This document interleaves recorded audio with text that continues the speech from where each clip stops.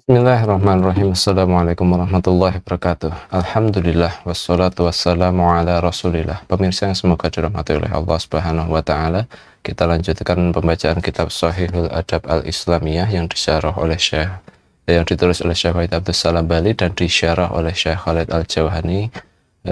Kita masih di dalam bab adabul masajid atau adab-adab yang berkaitan dengan masjid, dan kali ini kita masuk di dalam bab at-tabkiru ila sholati wa shaffil awwali, bersegera menuju sholat, maksudnya bersegera menuju sholat berjamaah di masjid, wa shaffil awwali, dan menempati shaf yang awal, shaf pertama.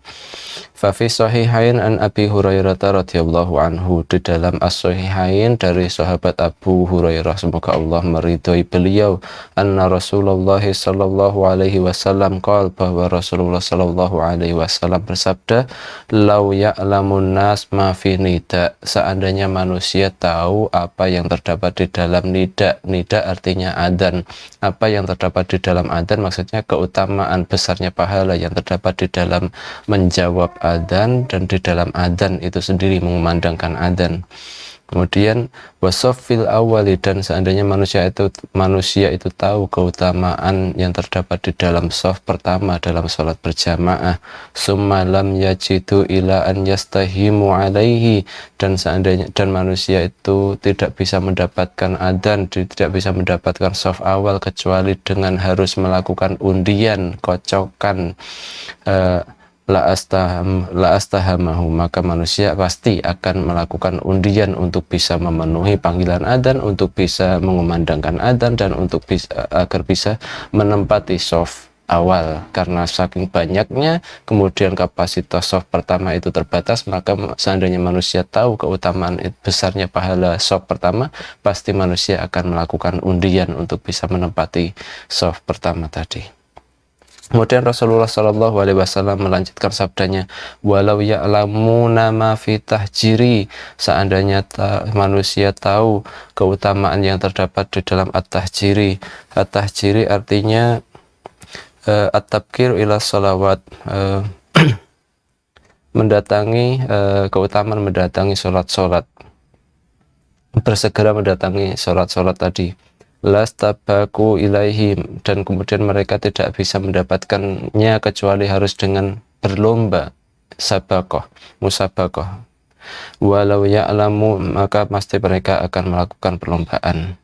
Walau ya'lamu nama fil atamahti, dan seandainya manusia tahu keutamaan yang terdapat di dalam malam. Malam maksudnya di sini adalah keutamaan sholat isya secara berjamaah, wasubhi, dan keutamaan menghadiri sholat subuh secara berjamaah, la atauhuma walau habwan, maka pasti manusia jika mengetahui keutamaan sholat subuh secara berjamaah, dan seandainya manusia tahu keutamaan mendatangi sholat isya secara berjamaah, pasti manusia akan mendatanginya dengan habwan.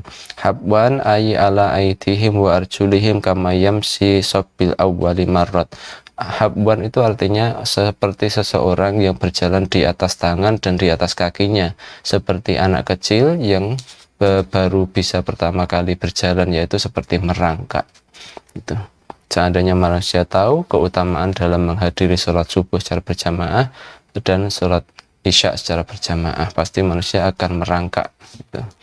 Kemudian di dalam hadis selanjutnya, Syekh Wahid Abdus Salam Bali menulis sebuah riwayat dari Imam An-Nasai, wa inda An-Nasai bisanadin hasanin, dari Imam An-Nasai dengan sanad yang hasan, an Bara' bin Azib radhiyallahu anhu, dari sahabat Bara' bin Azib, semoga Allah meridhai beliau, anna Nabiyya sallallahu alaihi wasallam qala, bahwa Rasulullah sallallahu alaihi wasallam bersabda, innallaha wa malaikatahu yusholluna ala ma saffil muqaddami, sesungguhnya Allah Subhanahu wa taala dan para malaikat itu mereka bersolawat untuk mereka yang berada di shaf terdepan, yaitu shaf pertama. Allah Subhanahu wa taala dan juga para malaikat, mereka bersolawat kepada manusia yang mendirikan sholat berjamaah dan berdiri di shaf yang paling depan. Solawatnya Allah itu apa? Solawatnya Allah itu adalah sana'un fil mala'il a'la. Allah Subhanahu wa taala memuji orang yang yang mendirikan sholat dan berada di shaf awal, memuji mereka di hadapan para malaikat. Kemudian sholawatnya malaikat untuk orang-orang yang sholat di shaf awal itu seperti apa? Yaitu doa, para malaikat mendoakan orang-orang yang sholat di shaf pertama. Kemudian Rasulullah SAW melanjutkan, Innallaha wa malaikatahu yusholluna ala shafil muqaddami wal muadzinu yukfar lahu bimatti sautihi. Dan muadzin itu dia diampuni dosa-dosanya sejauh jangkauan suaranya.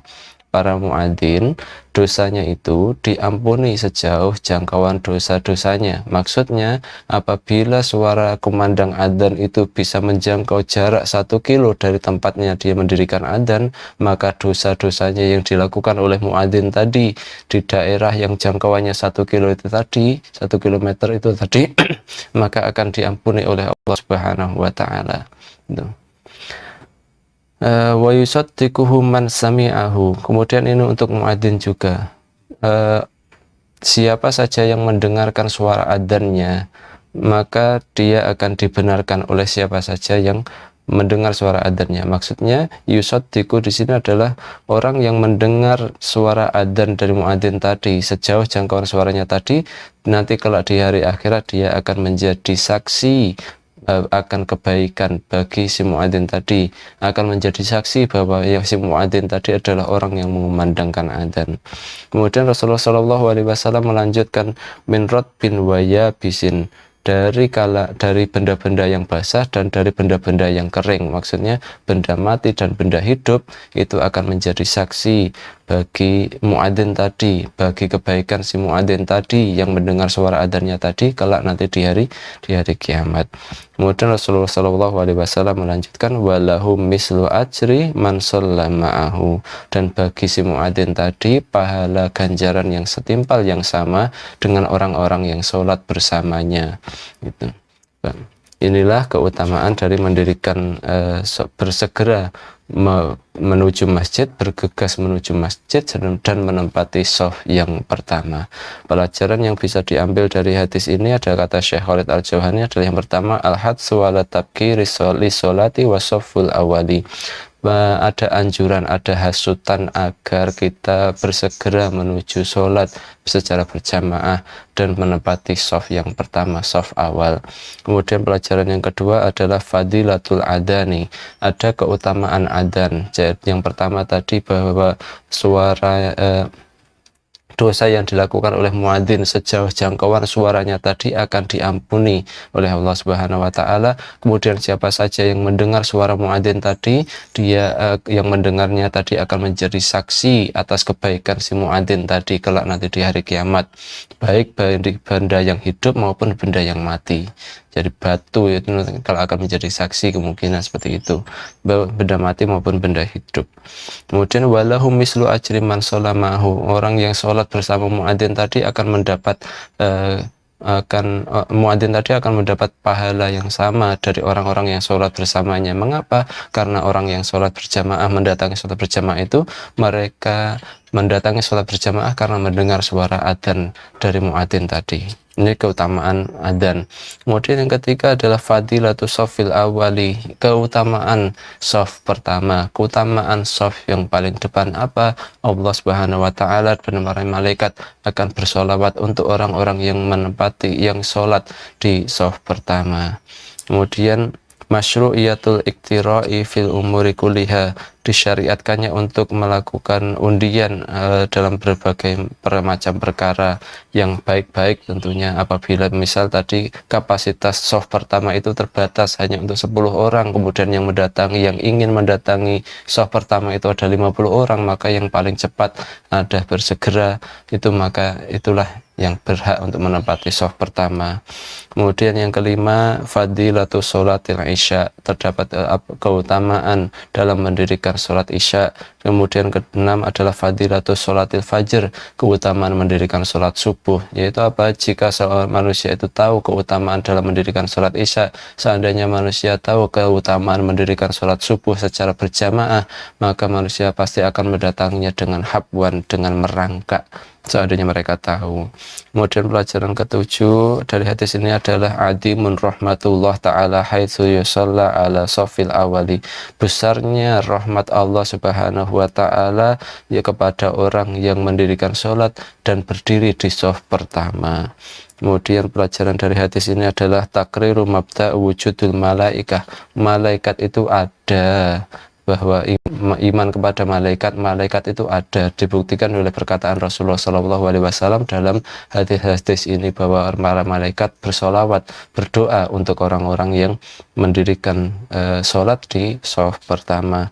Kemudian pelajaran terakhir dari hadis ini adalah kullama irtifa'u sautil muadzin, setiap kali suara muadzin itu semakin lantang, semakin tinggi, isdada ajruhu, maka ganjaran pahalanya akan semakin bertambah banyak.